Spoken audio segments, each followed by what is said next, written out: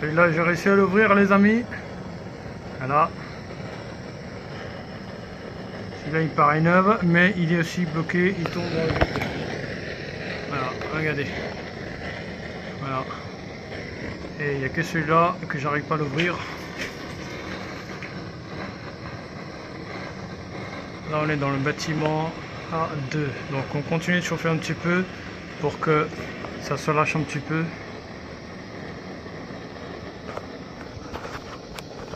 Le raccord union s'est dévissé. Regardez, la poignée tourne dans le vide.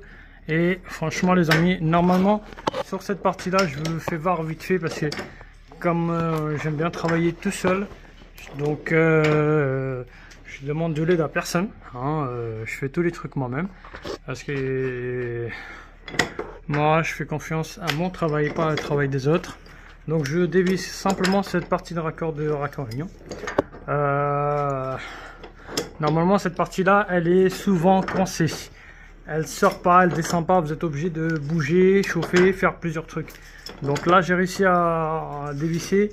Après, on remplace la vanne d'arrêt. Attention, sur ce marché-là, on n'a que les vannes d'arrêt sans purge. On n'a pas de vannes d'arrêt avec le purge. Les vannes d'arrêt avec les purges, les professionnels, ils savent qu'il y a un peu trop de l'anthrax et ça va être compliqué de raccorder. Donc, on prend pas de risque. On mettra les vannes d'arrêt sans purge.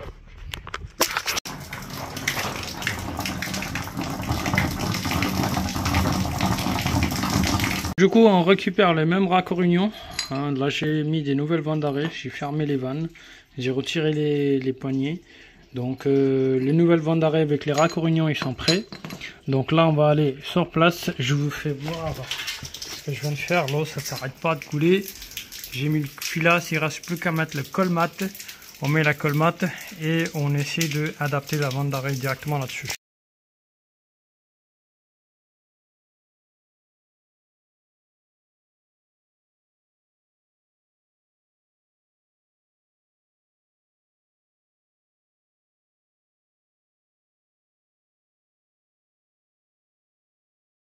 Voilà les amis, regardez, c'était une vraie galère.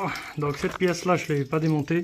C'était ça et que je l'avais démonté. Maintenant, je viens de le remettre tout dans son endroit exact. Donc en espérant que voilà, il n'y aura pas de souci quand on va mettre l'eau en pression. C'est souvent quand on les met en pression, c'est souvent qu'on a des problèmes. Donc on verra qu'est-ce que ça donne.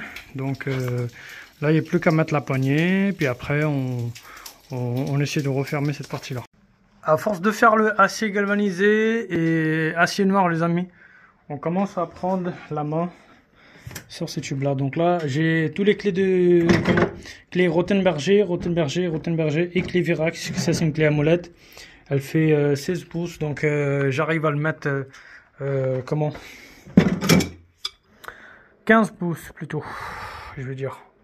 Ça, j'arrive à le mettre sur une vanne d'arrêt qui fait 1 pouce un quart. Donc là, l'astuce que je voulais vous donner, les amis, prenez toujours une pince serre-tube.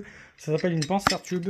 Donc lorsque vous n'avez pas assez d'accès pour serrer ou pour adapter les raccords avec les raccords union, prenez la pince serre-tube, vous la mettez comme ça, vous la coincez et hop, vous la poussez en même temps. Vous voyez, hop, ça s'emboîte tout seul. Là, il n'y a plus qu'à pousser et serrer. Voilà le résultat. Vous savez, toutes les clés sont nécessaires, donc vous êtes obligé de vous en servir avec toutes les clés, les amis. Voilà.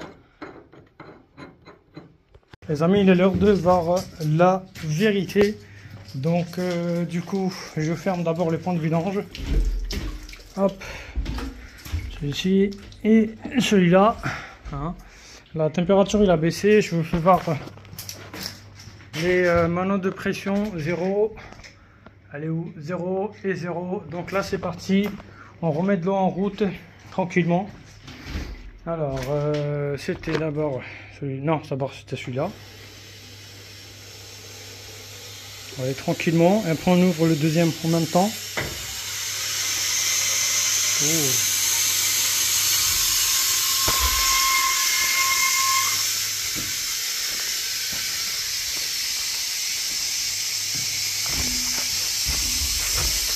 Donc,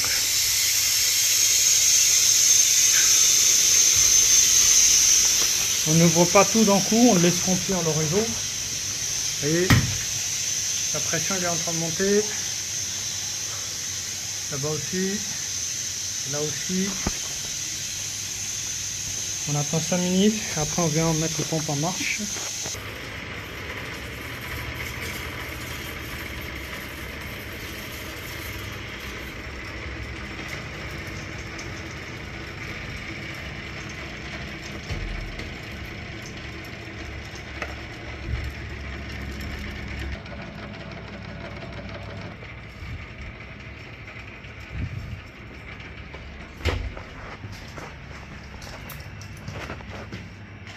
Oula, voilà, 6-7 barres, l'autre il est en train de monter et celui-là est déjà arrivé à 7 barres. Donc maintenant on vient mettre pompe numéro 1, bouclage eau chaude sanitaire non surpresse, pompe numéro 1, bouclage eau chaude sanitaire surpresse.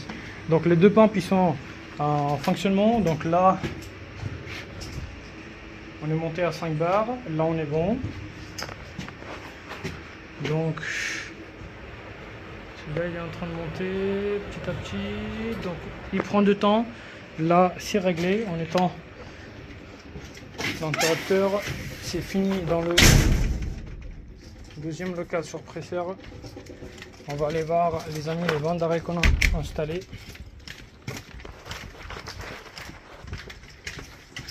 Ça fait plaisir de travailler seul, on sait ce qu'on a fait, on prend notre responsabilité. Bien sûr j'avais oublié l'escabeau.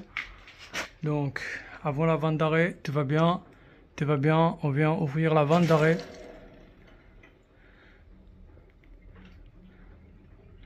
On laisse remplir petit à petit. On ouvre celui-là aussi.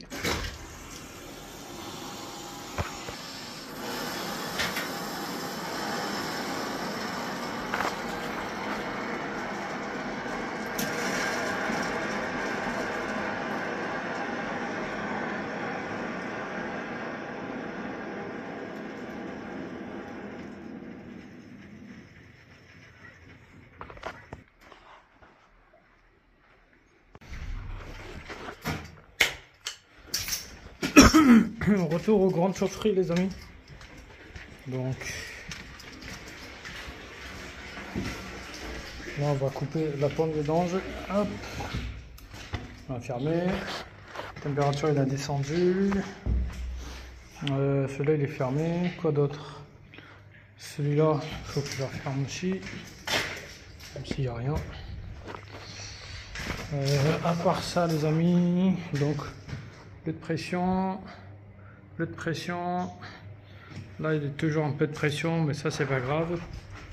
L'essentiel c'est qu'on a pu remplacer les vannes. Donc parce que sur cette partie là les amis, je suis obligé de couper d'abord le premier bâtiment qui contient la grande partie de chaufferie, et vous avez une partie d'installation qui va vers le petit bâtiment là où je remplacer les vannes d'arrêt. Donc là, prochaine étape,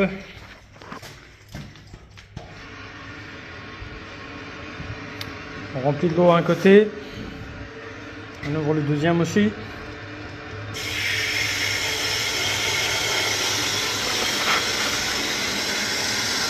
Pendant qu'il est en train de remplir, là on vient mettre les pompes en route.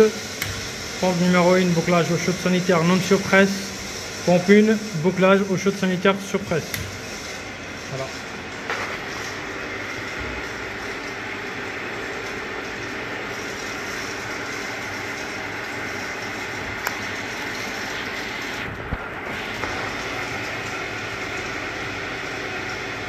C'est en train de monter doucement, doucement.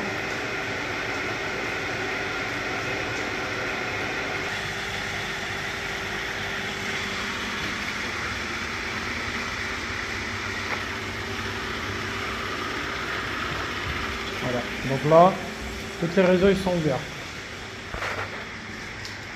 On vérifie ce côté-là.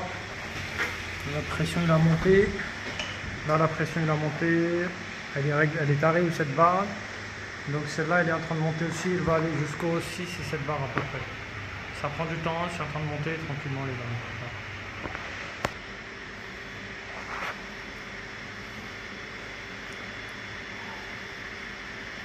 Là on a un appareil qui permet de nous montrer comment la température digitale.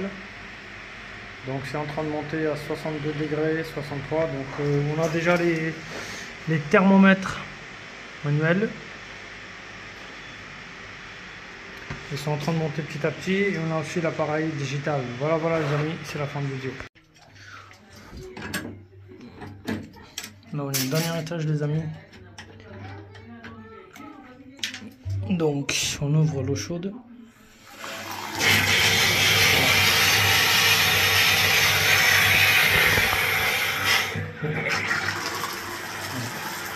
Vous voyez, là au dernier étage, c'est souvent des problèmes, donc il faut que le recyclage il tourne pour que les gens des étages inférieurs ils ont de l'eau chaude. Là je vais vers l'eau chaude et regardez toute la saleté qui sort là. Là c'est du chocolat les amis, vraiment.